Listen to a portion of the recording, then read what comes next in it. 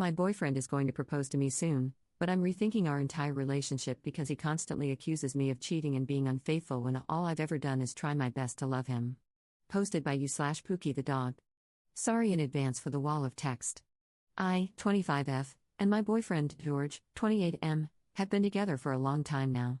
He's going to propose to me this summer after I graduate. I went back to college for a second degree. We're planning our wedding and honeymoon, designing our future house, and we talk about the child we want to have someday. I think it's pretty safe to say things are serious between us, and we're deeply in love. However, things have not been so easy for us in the past. Our combined anxiety has caused a lot of grief. I'm still struggling with being abandoned and left to fend for myself as a child, and he's struggling with deep fears from past abuse by his father, brother, and ex-wife, who were all mentally and physically abusive. Understand that George is so sweet and loving. He does his best to help me and encourage me in any way he can, and it's clear to me that he wants me to succeed and be happy.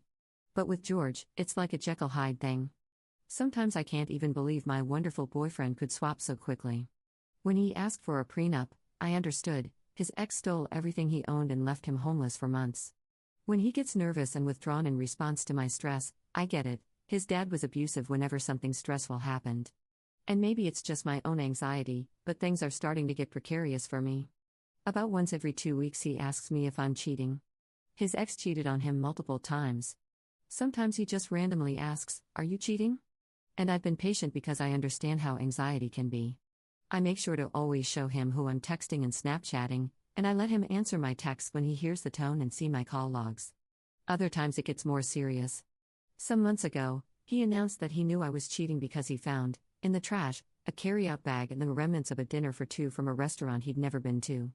I pointed out that it was from the week prior when I'd gone to a cafe to meet my sister, and I let the leftovers go bad and just threw them out. But it was only after I showed him an Instagram picture of the meal and a pic of me and my sister from the same place that he believed me. Another time, he said he knew, he used that word, I was cheating because he saw a picture on Meet Me of me in my underwear in somebody else's house. I asked him to show me the picture, and he said it had already been deleted and admitted it was just from the shoulders down. I invited him to look at every piece of underwear that I owned to see if it looked familiar. He admitted, after searching, that the woman had been wearing a black bra, and he remembered I don't own one of those because I like white shirts and they always show underneath. After he remembered, he calmed down. This last time was the most serious of all. I've been stressed due to midterms this past week, and I've been nonstop studying in the library.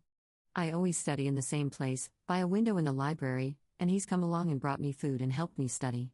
When I'm stressed, I can get pretty withdrawn, especially when I've got a lot to do. I noticed he was getting more and more nervous about it, which culminated, I thought, in my accidentally spilling water off my nightstand and swearing up a storm. I said over and over again that it had nothing to do with him, nothing was directed at him, he wasn't even in the room at the time, but he accused me of taking out my stress on him. After that, he was extremely withdrawn and moody.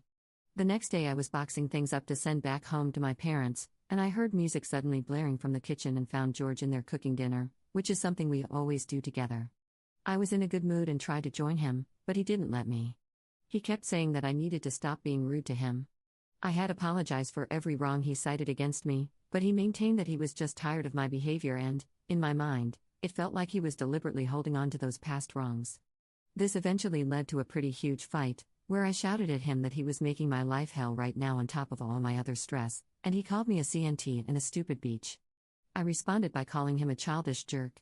He ran out the door to go buy cigarettes down the block, and I left too, and headed back to the library.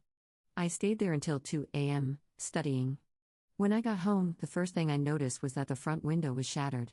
This scared the hell out of me. George has thrown things and broken things before, never at me, never my stuff, so I was afraid of what kind of mood he was in. I went inside and he was still awake, waiting for me. I didn't say anything to him, it was very late, I was tired, and I had an exam in the morning, so I took a shower to help me sleep, changed into my PJs, and prepared a bed on the couch because I didn't want to be near him. As I was settling in, he walked in and demanded to know why there's something white on my underwear. I couldn't even believe what I was hearing. He showed me my underwear, and it was so ridiculous, because he knew I'd been dealing with a yeast infection these past few days, which causes white discharge and requires whitish medication. The stuff on my underwear was so obviously not what he thought it was, but he absolutely believed it was. So we fought.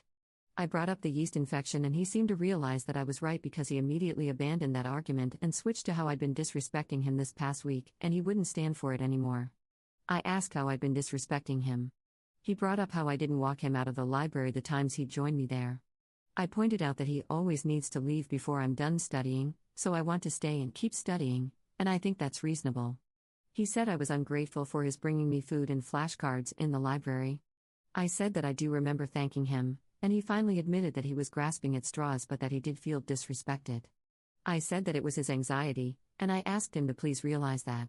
I tried to remind him that we're best friends and we love each other, and I would never do anything to try and hurt him, but he snidely told me to go talk to my therapist about it. He doesn't believe in therapy. He wouldn't stop yelling until I hid under the covers, plugged my ears, and started crying. Then he shouted that I'm not a victim and finally left me alone, but my anxiety kept me up all night, and I ended up failing one of my tests the next day because I was so tired and my eyes were so grainy from crying. By the next afternoon, we were back on speaking terms. He admitted that he knew there wasn't white bodily fluids from another man on my underwear, because he drove by the library a few times and saw me studying there in the window where I always study. I felt very nervous about this because I realized that even with definitive proof, with his own eyes, that I didn't do anything wrong, he still went ahead and accused me. Recently we watched Horns together, and I mentioned that I thought it was unrealistic how the best friend became a psychopath out of nowhere. I thought, given they'd known him his whole life, there would have been some signs that indicated he was crazy, and his friends would have had a hunch. George said he wasn't surprised. He said he believed anyone could snap and become a rapist/murderer out of nowhere, and people could hide their true intentions no matter how well you think you know them.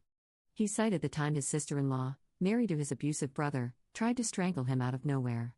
I know he's very distrustful of everyone, so I understand why he said that, but still, it made me afraid. The last few days have been so difficult for me. I already feel very sick to my stomach with nerves. I brought up what he said about Horns and kind of half-jokingly asked if he was going to kill me. He said no, but that he does sometimes imagine punching me in the face. I told him I sometimes think of punching him too, but I would never actually do that, and he should never do that either because I will leave. He just laughed and said he wouldn't, and I thought the conversation was over, except he suddenly said, "If you cheated on me, I think I'd be angry enough to try and kill you, and probably succeed." I responded by saying I would probably be angry enough to kill him if he cheated, but I wouldn't actually hurt him. He didn't really have a response to that. Yesterday he said it again. I mentioned how one of my friends and her now husband went celibate for their entire engagement period, 1 year. He casually responded, "That sounds horrible. I think if I had to go more than 2 weeks without sex, I'd probably freak out and kill you." This made my stomach do a flip-flop because it was the second time in 2 days. I said something like, "You know I won't be able to have sex for 6 weeks after I give birth, right? Even if it's cesarean, because I need to recover from surgery." He didn't say anything, and that freaked me the F out, so I pressed him, "You know that, right?" And he said, "Well, it's gonna be tough. Things are spiraling out of control for me. I know I often don't think straight because of my GAD, but I'm not happy with how things are going. I want to tell him not to accuse me of cheating anymore, that I've more than proven myself to him, and that we can't fight like this anymore. He needs to stop saying anything about killing me because, even if he's joking, it makes me sick to my stomach. But now I'm a little afraid that if I pick a fight about this, he's going to think that I'm cheating and trying to cover it up somehow. Further, I'm worried that if I can't account for every minute we're apart, like cameras following me everywhere, then one day, if my phone dies, or if I get stuck in traffic, or if some male co-worker greets me inappropriately against my will, George will believe I'm cheating, and possibly kill me? /relevant comments. Commenter. I read this sub religiously and have for many years. This is probably the scariest thing I've read. This dude is going to kill you. I'm not kidding, you seriously need to get out of this relationship and get far, far, far away from this man. He is horrifying. Commenter 2. 1. He's convinced she's already cheating. 2. He has clearly stated he is willing to kill her for cheating. 3. He breaks things when he's angry. Put 1 and 2 together, up, and leave him before he breaks you. Your intuition is ringing right now, and you should definitely listen to it. Women's intuition is very useful in abusive relationships, and you should always listen to it if you have a bad feeling about someone. Look up how to leave an abusive relationship, because this is the most dangerous time, when he is most likely to try to kill you.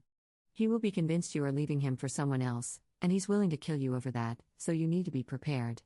I would suggest going to the police station and filing a report that your boyfriend has threatened to kill you multiple times and that you are going to leave him. You can either have family members or friends help you leave, or you can have a police escort help you get your stuff and you out of the house. Women are far more likely to be murdered by intimate partners than by anyone else. And of those, most are murdered when trying to leave. Be careful. Also, I bet your GAD will get a lot better once you're not constantly living in fear, having all your communication monitored, and worrying about whether your boyfriend is in the kind of mood where he's breaking windows in the house. Your GAD is your intuition screaming at you right now. Adds an edit to her post. Okay, I'm sorry I haven't posted. I've read your comments, mostly, and they didn't do anything to get rid of my fears. Just know that I've got the flu, I'm in the hospital, and so I'm safe, but miserable, lol, and seriously reconsidering my life choices. I'll try to respond properly when I can. I'm on mobile, and it sucks. Update 8 days later.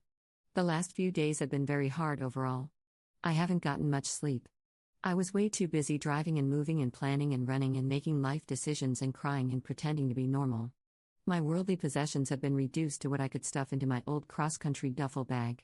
My dogs are traumatized to the point that one of them is now fear-biting and cries whenever I'm not in direct contact with her, and the other is expelling toxic waste out of both ends. And I'm simply no longer recognizable as the person I was, physically and mentally. Never in a million years did I think I'd end up in this place. Everything was pulled right out from under me, and it's like I woke up in someone else's effed up life. But I'm alive, and that cancels out any of my irrelevant complaints. Last week, I got back from the hospital after a really nasty stomach bug, which I thought was the flu. I collapsed on the couch to sweat it out. I was in a lot of pain, but I still dragged myself to the store to get ginger ale and sports drinks because I didn't want to ask George to do it for me. I realized I needed to appease him however I could until I could figure out a plan, because the Reddit responses scared me and I decided I needed to get away. As soon as I got home, George poured me a glass of orange juice and told me to drink until I threw up. I explained the doctor's orders, but he insisted that enough orange juice would make me throw up or give me diarrhea and that would flush my system and get the toxins out. As unpleasant as throwing up, again, sounded, because I was really dizzy and weak, I decided to try the orange juice. All it did was burn my scratched-up throat and it didn't help settle my stomach, so I stopped drinking it and started drinking ginger ale. He got seriously annoyed by that and kept insisting I drink the orange juice. I told him that it burned my throat, and he said, "Well, your throat's just gonna burn anyways." No idea what that meant. He then asked me where my phone was. Apparently, he wanted to put on some music.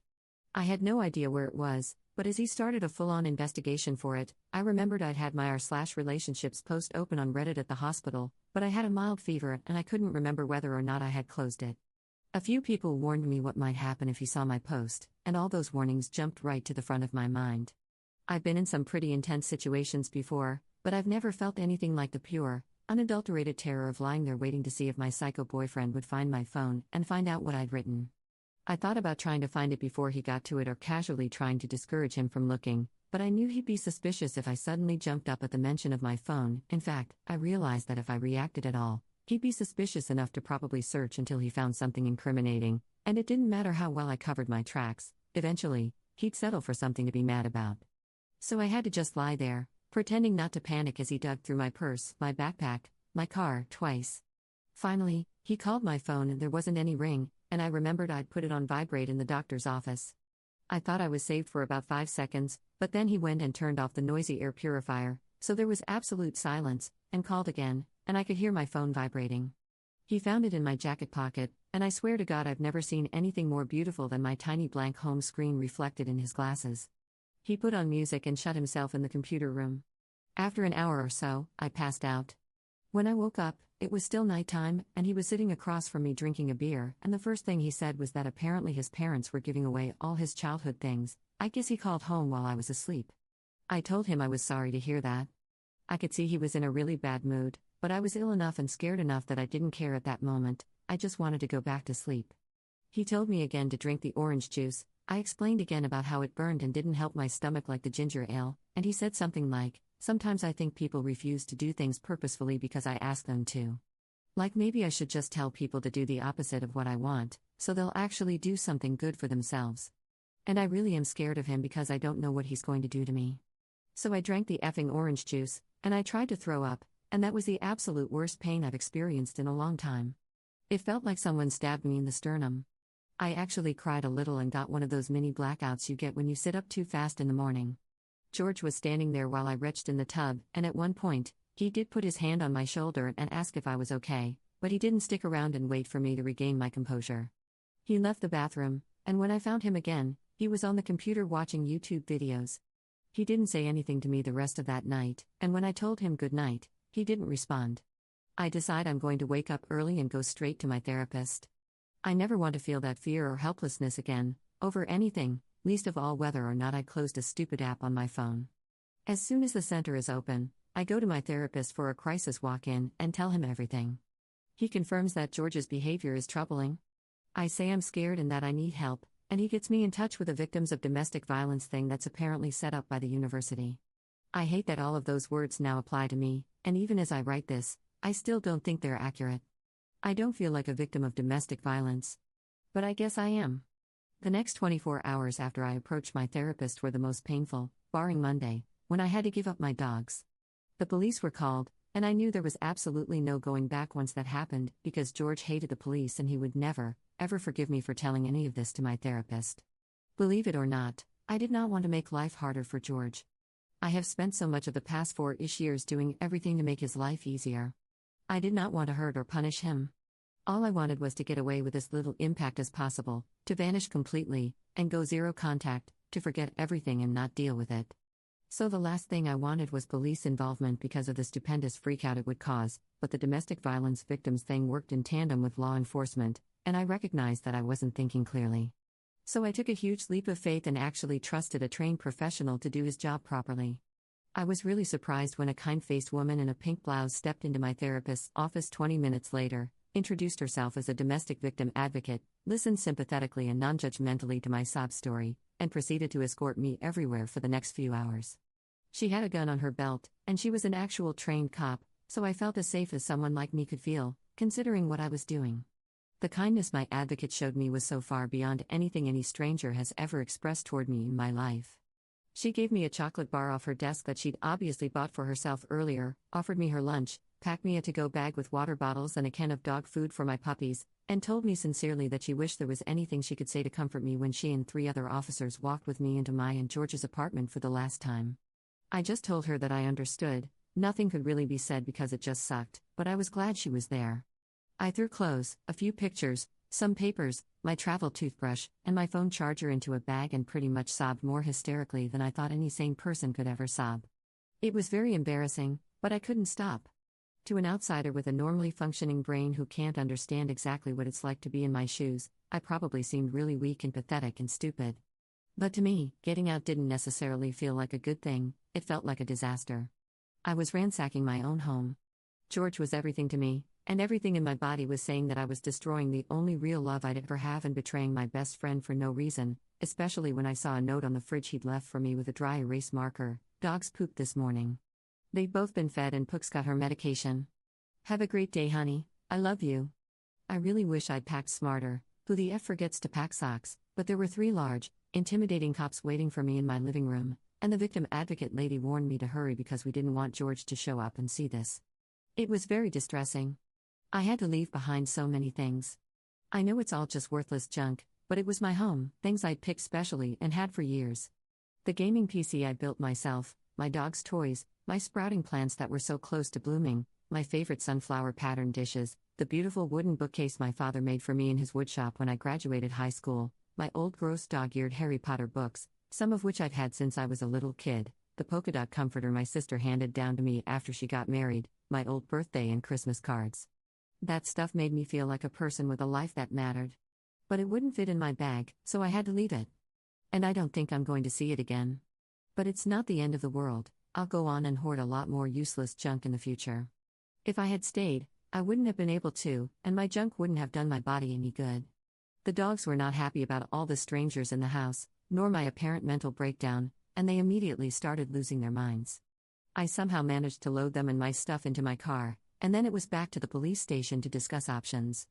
I'd put off calling my family because I didn't want this to be real, but I figured once George realized some of my crap was gone, it was going to get very real whether or not I felt ready. The call wasn't bad. I've always been able to tell my dad anything and not be judged or ignored, though I hadn't talked with him for a while. He and my mom were away on a camping trip, but when I told him things were bad and I didn't feel safe, no other details were mentioned. He invited me to join them.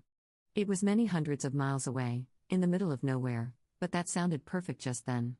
Nobody could find me, I'd be totally safe, at least for a few days. So I left town. About 3 hours into my 8-hour drive, the calls and texts started coming. I'd asked the advocate lady what I was supposed to do when George tried to get in touch with me, because for him, this is completely out of nowhere and he's likely going to call the police and file a missing person report if I didn't come home that night. She gave me a few cookie-cutter sentences to give him, which I put into a brief text. It essentially said that I didn't feel safe right now, I wanted space, and I didn't want him to contact me again. I would contact him when I was ready. Then I was stupid and I read the hailstorm of sad texts I got in response to that. Then I was even more stupid and, rather than blocking him, I answered one of his many subsequent calls. It was quick. He sounded scared and heartbroken, and I felt bad for him, because I knew he would never understand. He said he was having a panic attack, he didn't understand, please don't do this, all I ever did was love and take care of you, we were supposed to get engaged. I cut him off and said that I didn't feel safe, I didn't want him to contact me, I couldn't help him, his behavior was unstable, and he needed to go to a hospital. He asked me if this had anything to do with my therapist telling me lies. I said no, but he said something like, I need to talk to that effing guy, he needs to stay the F out of my relationship, he's messing with my fiancé. Then he asked me if I'd stop taking my anti-anxiety medication.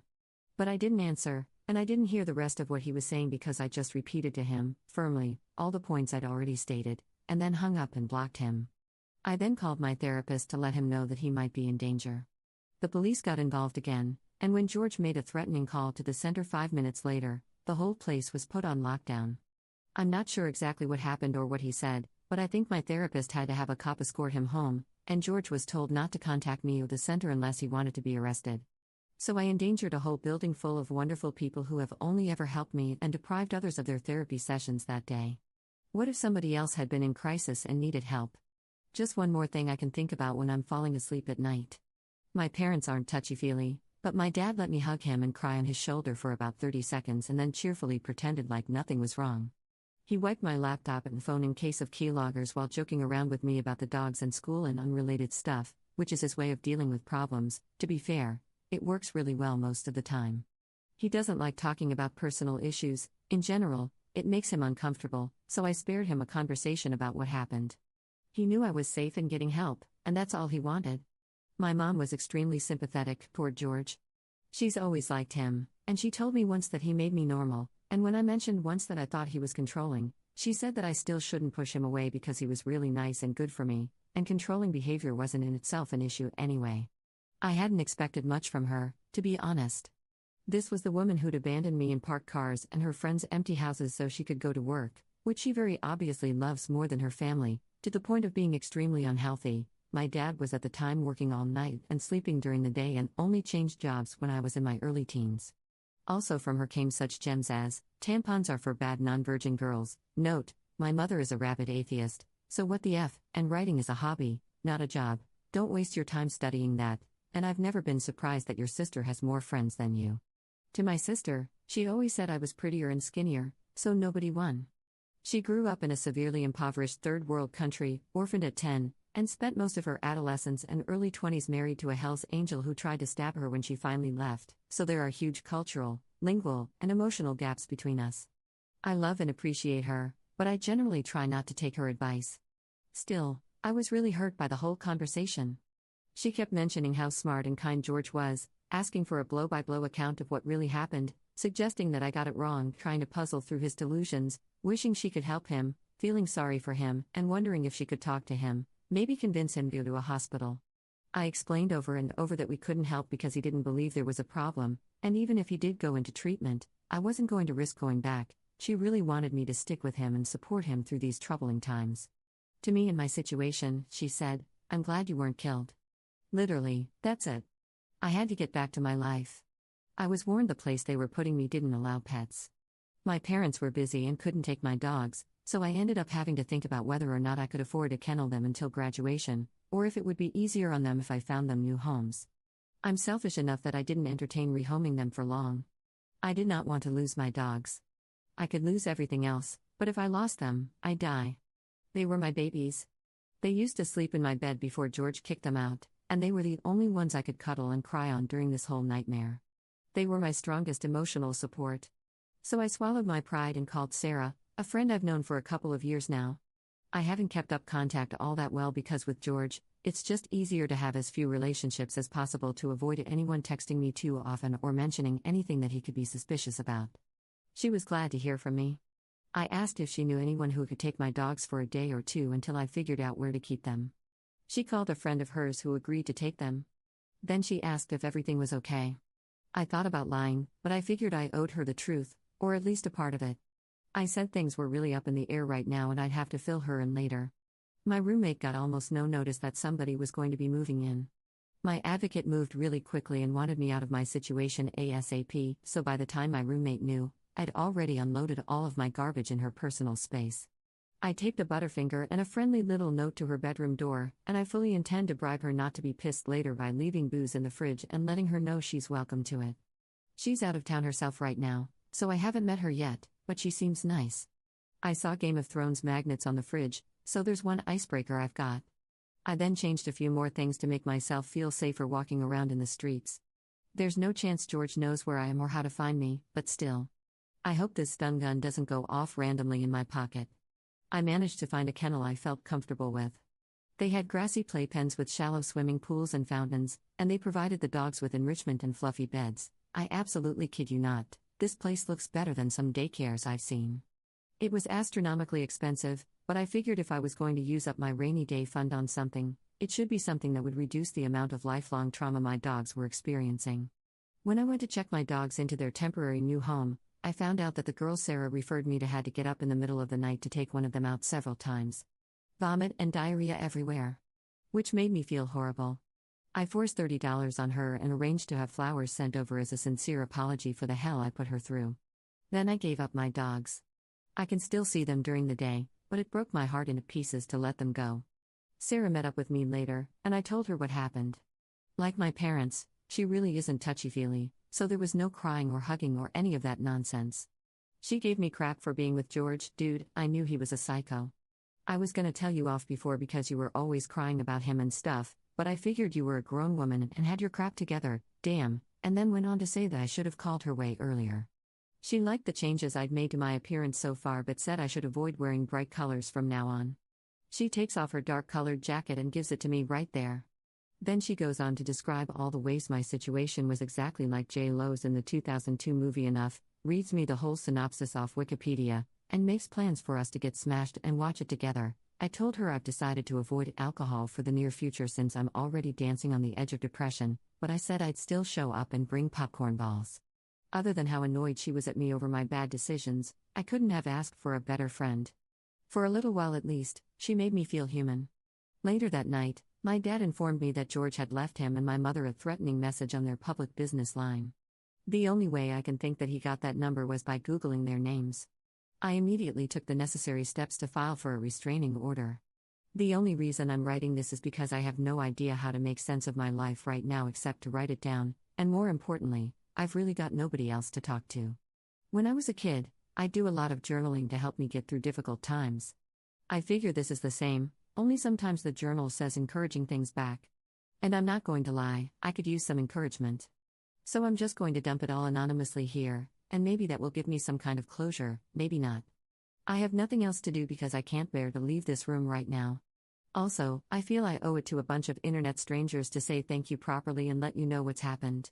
Some of you seem truly upset by my situation, and some took quite a large chunk of their time to write to me. So thank you, really, from the bottom of my heart, thank you. Because I'm a real girl behind these words. I like sewing my own dresses and watching David Attenborough documentaries and wasting hours of my life on PC games.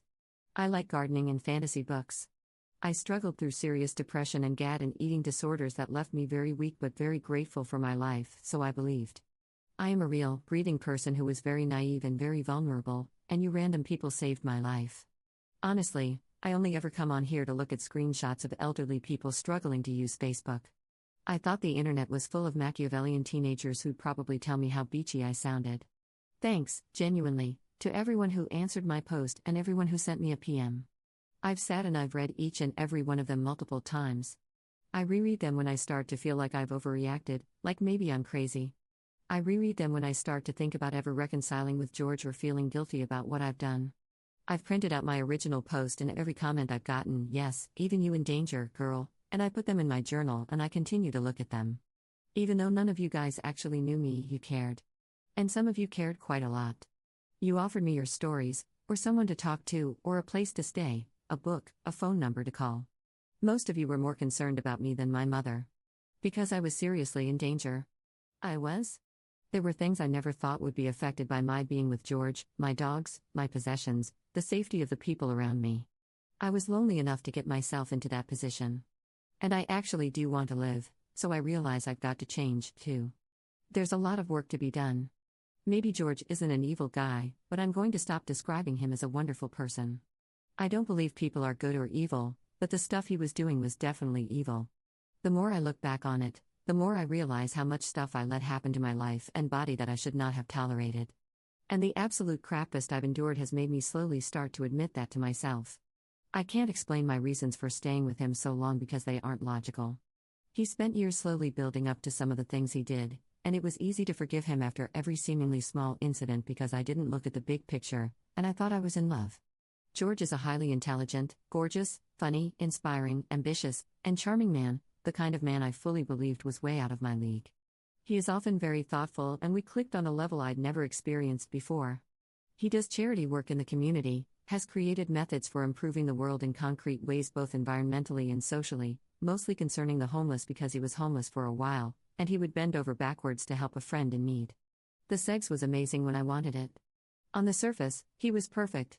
Being with him often gave me butterflies. But he is sick.